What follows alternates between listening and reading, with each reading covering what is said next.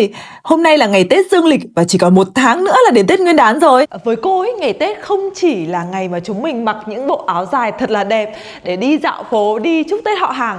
Và với cô, ngày Tết thì ngoài cái việc mà mặc áo dài rất là đẹp ra thì chúng mình còn cần phải giữ tác phong, thần thái, đặc biệt là cách đi, đứng, ngồi để phù hợp với bộ trang phục mà chúng mình đang mặc. Và ngày hôm nay thì cô có một chuỗi những thử thách liên quan đến Tết dành cho các bạn.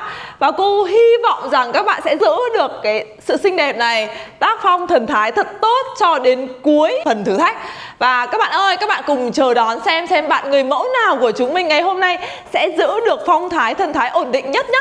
Và ngày hôm nay sẽ có 5 bạn người mẫu tham gia thực hiện thử thách này. Đầu tiên là Hà Linh, thứ hai là Phương Trinh, và một gương mặt rất là quen thuộc của BYB là Tuệ Phi. Tiếp theo là con gái mình Bảo My. Và cuối cùng là Lê Vi. Các bạn ơi, và thử thách đầu tiên của ngày hôm nay đó là cô có một chiếc hộp ở đây.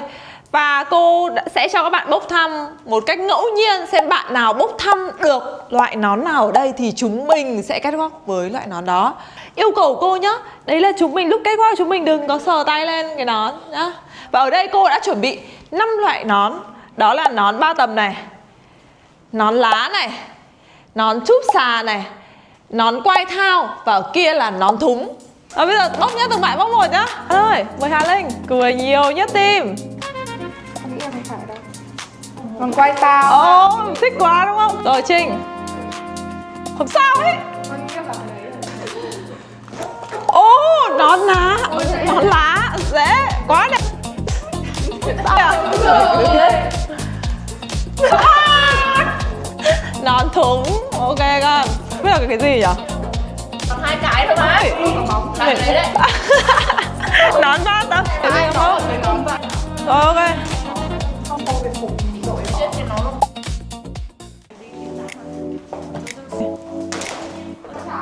Ôi.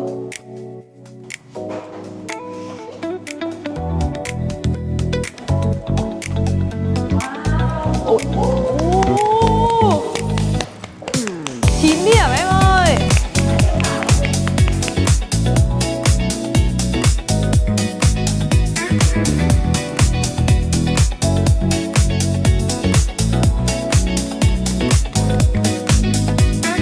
Xinh thế. Xinh quá con ơi. 10 điểm. Xinh.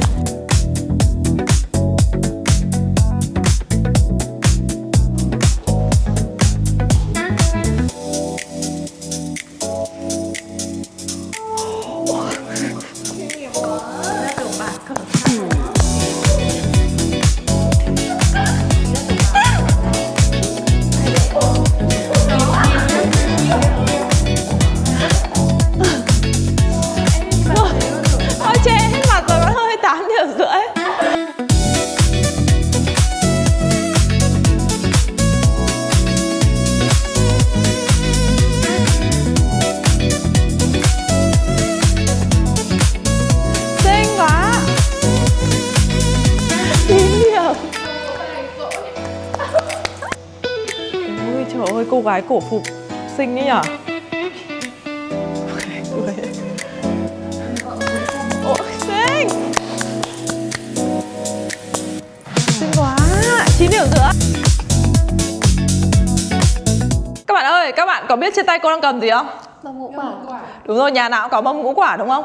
Và vừa rồi cái thử thách đầu tiên của chúng mình là với một chiếc nón 3 tầm rất là rộng. Và khi mà với một cái chiếc nón như thế thì rất là khó để khi mà các bạn giữ thăng bằng trên đầu. Thì với thử thách số 2 ngày hôm nay đó là với chiếc mâm ngũ quả này, thì các bạn có muốn cầm thử không?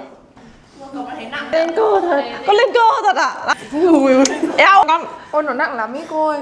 Thật á? Cầm thử. Ê. Đấy, Vi bảo bình thường. Không nặng đúng không? Không nặng nhỉ? Và các bạn ơi, vừa rồi các bạn cầm thử, các bạn thấy nó rất là nặng đúng không? Nhưng mà cô không bắt các bạn cầm.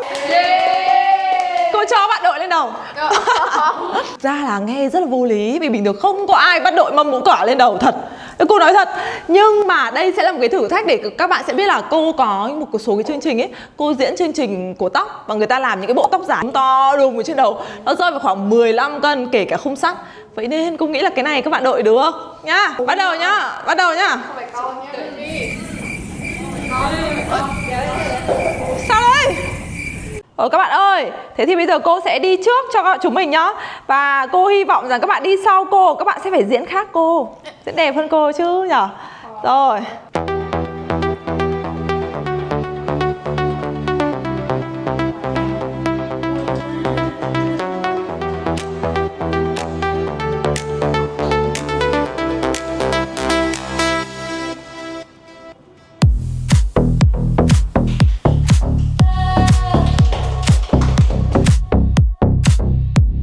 Rồi, 3, 2, 1 cúi đi. Ôi, nặng thế. Làm gì mà nặng? Ôi, kiếp kìa.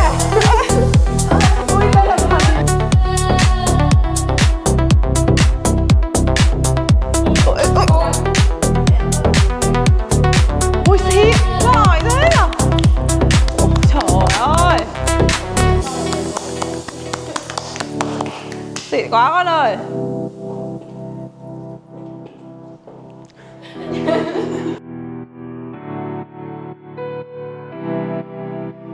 Thôi con ơi, 9 điểm quá xịn. Nhớ vừa để lên con tôi luôn. Linh tinh nhở thì. Ôi nhận ra. Gì? Con két đi. Sợ thế. Ôi. Ôi. 8 điểm rưỡi con ơi.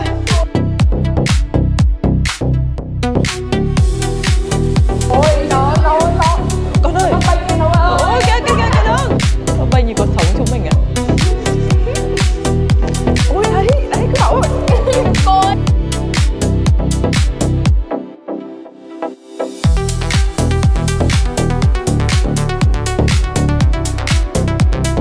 Ôi 8 điểm rưỡi lắm ơi. Trông tự tin, trộm vía, quên trộm vía. Ôi trông mặt xinh thế.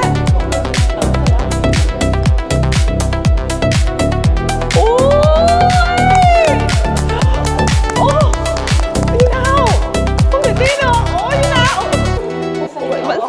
Vẫn xịn. 9 điểm rưỡi con ơi. Ôi con ơi, con xịn thế. Ôi còn không rơi cơ là sao? Không. Ôi kêu cả rồi đó. Ác thế.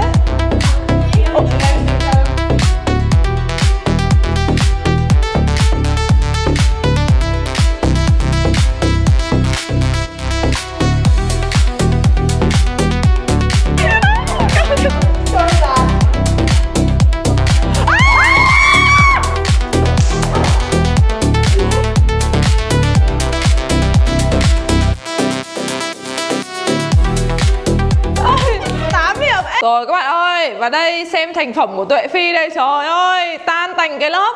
Và lúc quan trọng là gì? Lúc làm rơi bạn ấy làm gì? Bạn đi lấy cái mâm che mặt. Ôi, đúng rồi, che mặt là đúng rồi. Các bạn ơi, và vừa rồi chúng mình đã kết thúc chuỗi thử thách về chủ đề Tết với cả áo cổ phục. Các bạn thấy những thử thách của chúng mình thế nào và các bạn thích thử thách nào nhất thì hãy comment xuống dưới cho chúng mình biết nhé. Và các bạn ơi, các bạn đừng quên like và sub kênh của chúng mình để theo dõi thêm thật nhiều thử thách thú vị khác nữa nhé. Tạm biệt các bạn.